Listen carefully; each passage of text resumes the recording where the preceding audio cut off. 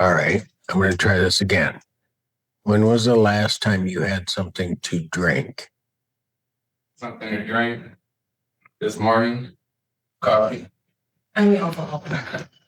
Oh, that's. You're done giving like that one for your. Say your name, please. You are married. Thank you.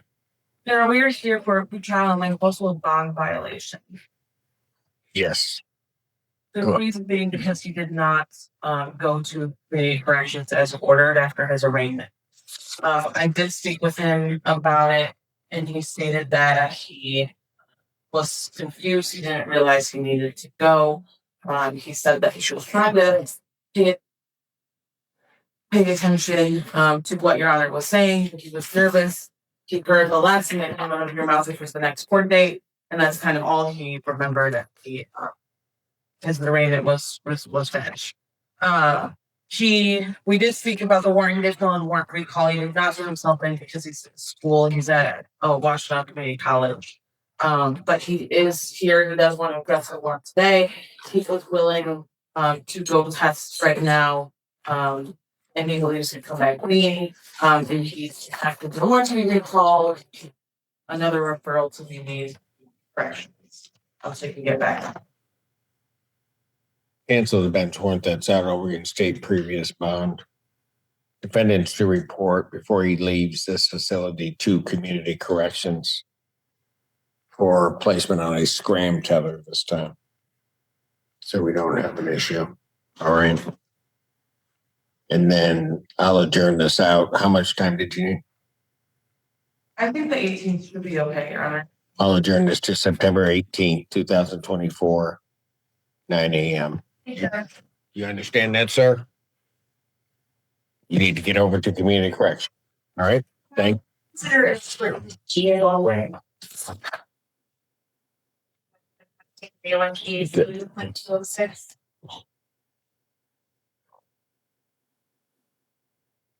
if I give you a test that's going to detect alcohol, whether or not you consumed alcohol recently, are you going to pass that test? I'm pretty sure. Why aren't you absolutely sure, Mr. Allen? Because I don't drink alcohol. What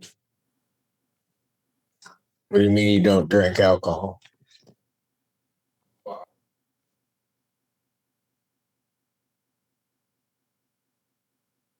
Stay away from anything that I'm getting in trouble. I'm just trying to fix everything, just trying to get back in order, When's the last time you drank? Probably like 2 years ago. Maybe somewhere right there. Well, that can't be true. Probably like. Well, I just haven't been drinking, I don't drink anymore.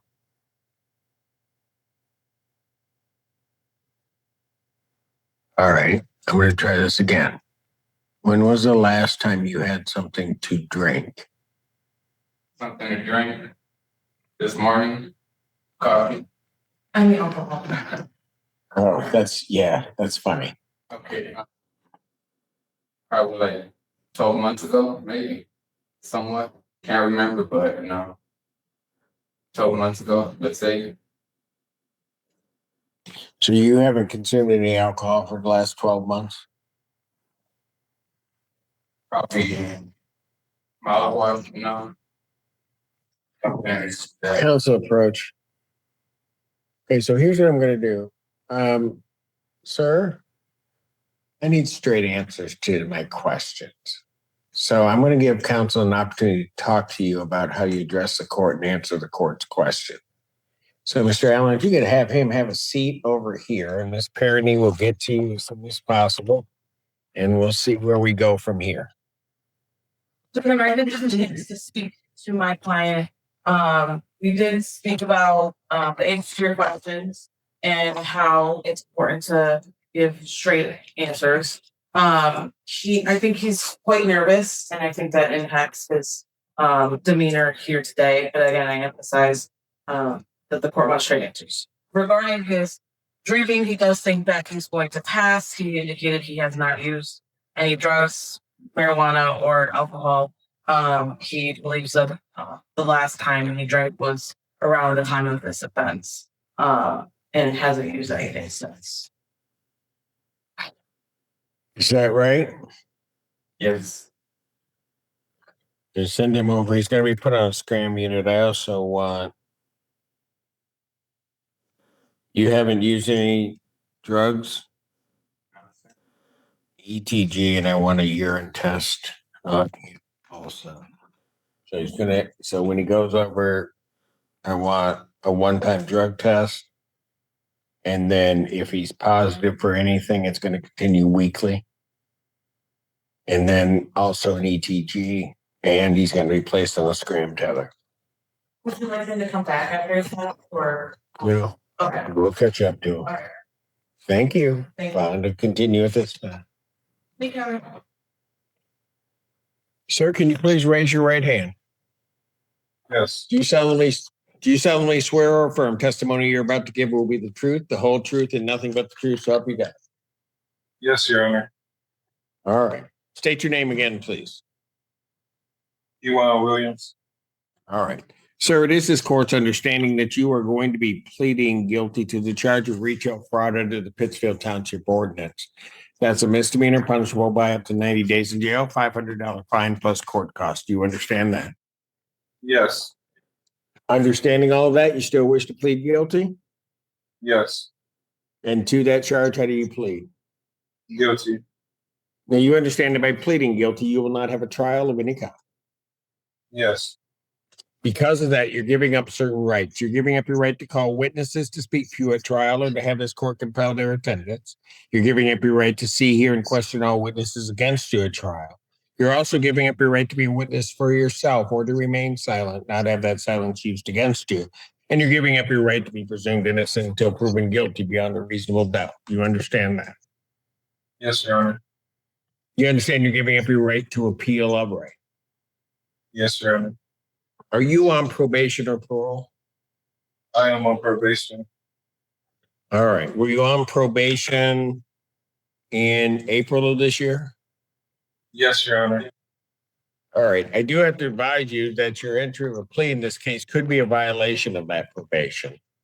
If it is considered a violation of that probation, that the other court could sentence you to the maximum allowable under the other charge. You understand that?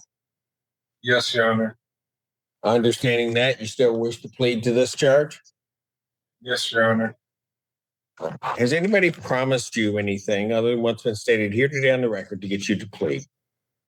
No, Your Honor. Has anybody threatened you or coerced you? No, Your Honor. You're doing this voluntarily and of your own free will? Yes, Your Honor.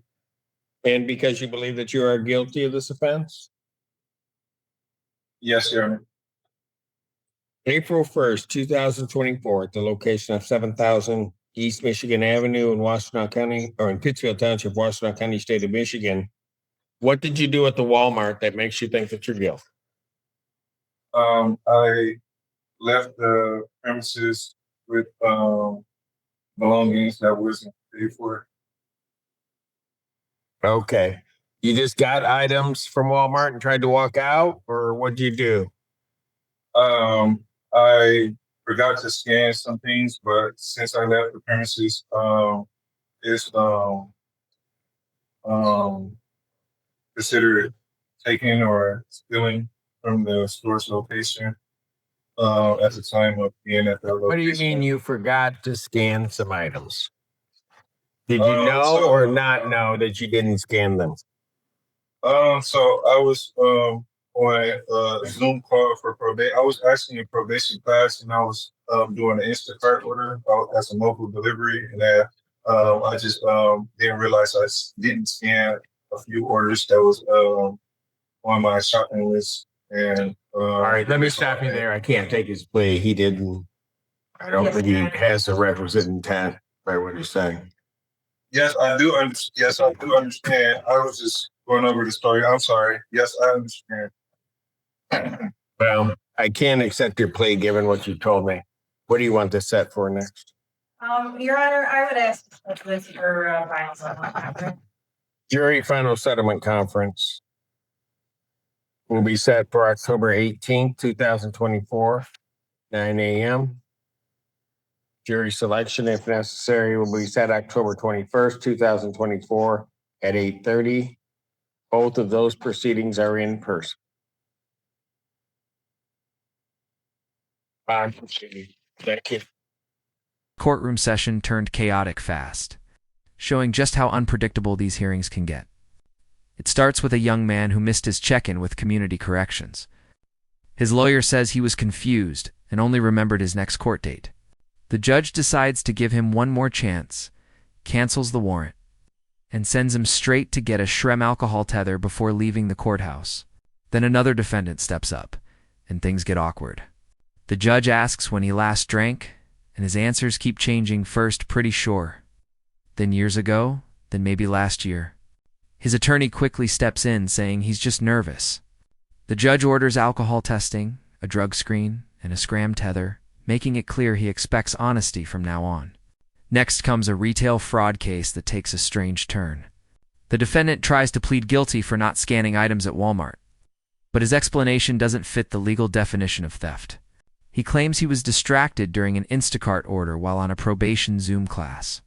The judge stops everything and says he can't accept the plea. So the case gets pushed to a settlement conference and possibly a jury trial. But the most emotional moment comes from an eviction hearing. A woman named Shauna insists she paid her rent twice, says her account is wrong, claims documents were stolen, and that she's been dealing with break-ins and medication issues. She tells the judge she has no support, and at one point, she even says she might only have a year left to live. But legally, the judge can't reverse the earlier ruling. There's no proper proof of payment. She's ordered to pay nearly $3,000 or risk losing her home. She breaks down crying, saying she has nowhere to go. The judge ends the hearing, clearly frustrated and emotionally drained. In just one session, the courtroom saw confusion, fear, nerves, and heartbreak, proving that real lives, real struggles, and real consequences play out behind every case number.